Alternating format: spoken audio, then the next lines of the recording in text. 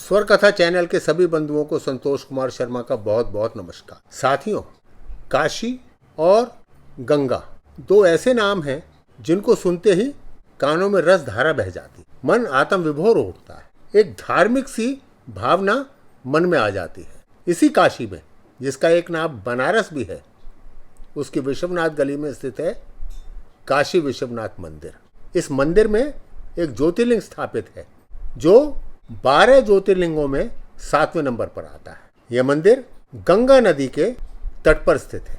मंदिर के मुख्य देवता को श्री विश्वनाथ और विश्वेश्वर के नाम से जाना जाता है, जिसका शाब्दिक अर्थ है ब्रह्मांड के भगवान। काशी यानी वाराणसी प्राचीन सप्तपुरियां यानी कि 7 सबसे पुराने नगर हैं अयोध्या, मथुरा, हरिद्वार, काशी, कांची, अवंतिका और द्वारका। ऐसी मान्यता है कि जिन लोगों की मृत्यु काशी में होती है उन्हें दोबारा जन्म नहीं लेना पड़ता। यहाँ मरने वाले को सीधा मोक्ष प्राप्त हो जाता। हिंदू धर्म में उल्लेखित है कि प्रलय काल में भी इसका लोप नहीं होता। उस समय भगवान शंकर इसे अपने त्रिशूल पर धारण कर लेते हैं और सृष्टि काल आने पर इसे नीचे उतार देते हैं। यही नहीं, आदि सृष्टि स्थली भी यही भूमि बतलाई जाती है। इसी स्थान पर भगवान विष्णु ने सृष्टि उत्पन्न करने की कामना से तपस्या करके आशुतोष को प्रसन्न किया था और फिर उनके शयन करने पर उनके नाभि कमल से ब्रह्मा उत्पन्न हुए थे, जिन्होंने सारे संसार की रचना की। अगस्त मुनि ने भी विश्वेश्वर की बड़ी आराधना की और इन्हीं की अर्चना से श्री वशिष्ठ जी तीनों लोकों में पूजित हुए तथा राज ऋषि विश्वामित्र ब्रह्म ऋषि कहलाए। महाभारत में भी काशी का उल्लेख है। आप सभी लोगों को विदित होगा कि यहाँ के राजा काशीराज की 3 पुत्रियां थीं, अंबा, अंबालिका और अंबिका। इनका स्वयंवर होने वाला था। तभी भीष्म ने इन कन्याओं का अपहरण कर लिया था, क्योंकि वह इनका विवाह अपने अनुज से करवाना चाहते थे। आपको ये भी ज्ञात होगा कि महाभारत युद्ध में काशीराज ने पांडवों का साथ दिया था, क्योंकि वो उनके रिश्तेदार बन चुके। कहा जाता है कि यह मंदिर भगवान शिव और माता पार्वती का आदि स्थान है। जब देवी पार्वती अपने पिता के घर रह रही थी, जहाँ उन्हें बिल्कुल अच्छा नहीं लग रहा था, देवी पार्वती ने एक दिन भगवान शिव से उन्हें अपने घर ले जाने के लिए कहा। भगवान शिव ने देवी पार्वती की बात मानकर उन्हें काशी लेकर आ गए और यहाँ विश्वनाथ ज्योतिर्लिंग के रूप में खुद को स्थापित कर लिया। सबसे पहले इस मंदिर का जीर्णोद्धार करवाया था 11वीं शताब्दी में वहाँ के तत्कालीन राजा हरिश्चंद्र ने। वर्ष 1194 में मोहम्मद गौरी ने इसको तोड़वा दिया, जिसे एक बार फिर बनाया गया। लेकिन वर्ष 1447 में पुनः इसे जौनपुर के सुल्तान महमूद शाह ने तोड़वा दिया। ये तो बहुत चर्चा का विषय रहा है कि मुगल सम्राट औरंगजेब ने 1669 में इस हिंदू मंदिर को ध्वस्त करने का आदेश दिया। उसके बाद 1678 में इसके स्थल पर ज्ञानवापी मस्जिद का निर्माण करवा दिया। लेकिन इस मंदिर की इतनी मान्यता थी कि तीर्थयात्री इसके अवशेषों को देखने के लिए तब भी आते रहे। मंदिर को एक बार फिर इंदौर के मराठा शासक अहिल्याबाई होलकर ने तत्कालीन काशी नरेश महाराजा चेत सिंह की मदद से इस मंदिर का जीर्णोद्धार किया।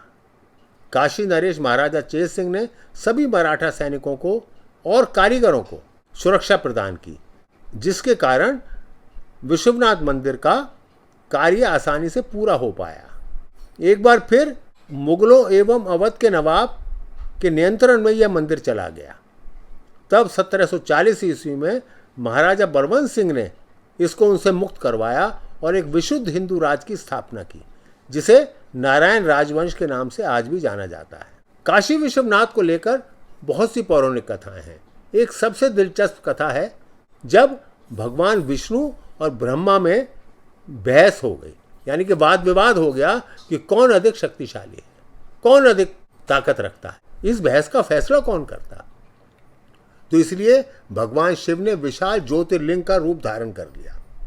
तब शिव जी ने भगवान विष्णु और ब्रह्मा जी को विशाल ज्योतिर्लिंग के स्रोत और ऊंचाई का पता लगाने को कहा। ब्रह्मा जी अपने हंस पर बैठकर आकाश की तरफ उड़ चले और विष्णु जी ने शूकर का रूप धारण करके पृथ्वी के अंदर खुदाई आरंभ कर दी, ताकि इसकी गहराई का पता लग सके। दोनों कई युगों तक भी उसकी गहराई और ऊंचाई को नाप नहीं सके। हारकर भगवान विष्णु शिव जी के आगे नतमस्तक हो गए लेकिन ब्रह्मा जी ने झूठ बोल दिया।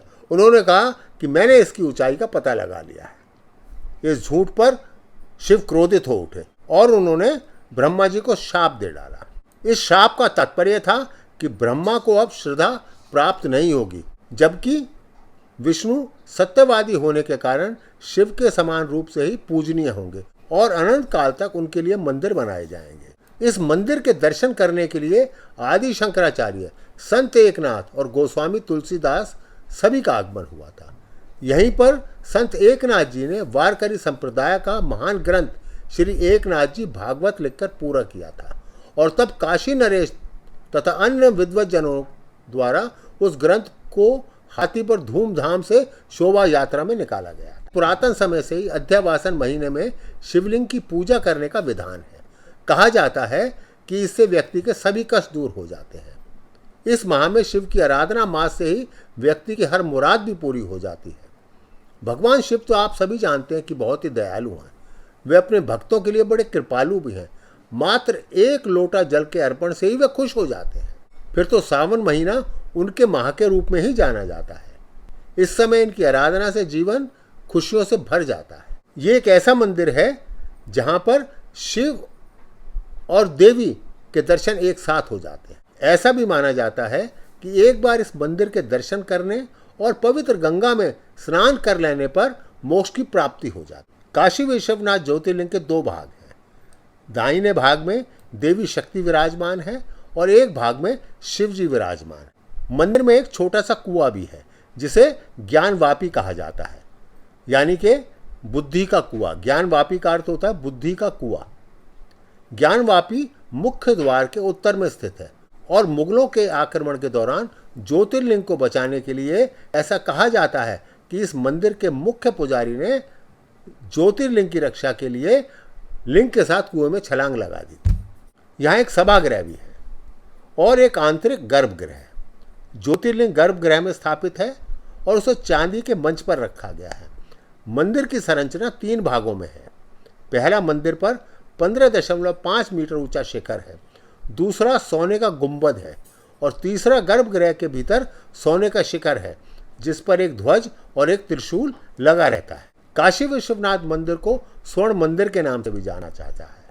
इसका श्रेय प्राप्त होता है महाराजा रणजीत सिंह जी को, जिन्होंने 1 टन सोना इस मंदिर के लिए दान दिया था। फाल्गुन शुक्ल एकादशी को रंग भरी एकादशी यानी रंगों का त्यौहार यहाँ मनाया जाता है। परंपरा के अनुसार होली से पहले बाबा विश्वनाथ माँ भगवती के स्वरूप में गौना कराकर काशी वापस आते हैं। मंदिर परिसर दर्जनों डमरुओं की थाप से गूंज उठता है। यह परंपरा लगभग 200 वर्ष से चली आ रही है। वसंत पंचमी पर बाबा का तिलक किया जाता है, शिवरात्रि पर विवाह होता है और रंग भरी एकादशी पर पार्वती अपने पति शिव के साथ विदा होती। हिंदू धर्म के मानने वालों के लिए एक बहुत ही प्रसन्नता का विषय है कि 2021 में मंदिर परिसर का पुनर्विकास किया गया और गंगा नदी को मंदिर से जोड़ने वाले काशी विश्वनाथ धाम कॉरिडोर का उद्घाटन स्वयं हमारे माननीय प्रधानमंत्री मोदी जी द्वारा किया गया। अब यहाँ पर आने वालों की संख्या बहुत बढ़ गई है। कहते हैं कि प्रतिदिन लगभग 45,000 तीर्थयात्री यहाँ आते हैं। आज बस इतना ही। अगले सप्ताह फिर बात करेंगे एक और ज्योतिर्लिंग की। तब तक के लिए आज्ञा दीजिए। आप सभी का बहुत बहुत धन्यवाद।